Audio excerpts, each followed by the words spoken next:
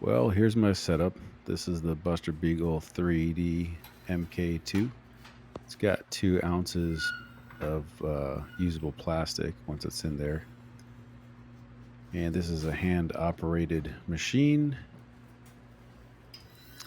And it takes 2 hands to get it back up. So anyway, here's my controller right here. Set it in the upper 300s. And this right here is the mold I made the other day. As you can see, it fits together pretty nicely. And here's a big bag of plastic I hope to use. And these are the failed or learned lessons. So let's show you what I did.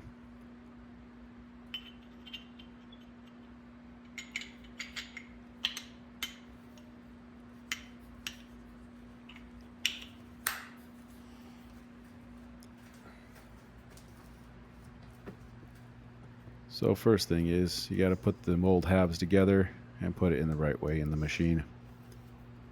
And that's the right way. So after I clamp it in the machine, plastic's nice and warm, ready to inject. Let's set it on my mold and push down pretty hard, and you can tell the machine's kind of moving too. And hold it for a bit.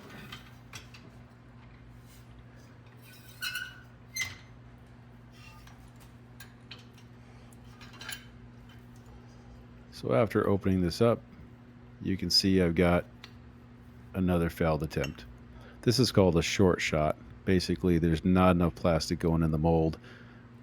And I think the problem is that my gate is too small and the air vents on either side of the mold are too small also. So I got to modify that. Also, I might have to do a modification on the other mold half just to put another pocket in there to allow more plastic in there. So that'll be on the next video. Anyway, hope you enjoyed it. See you next time.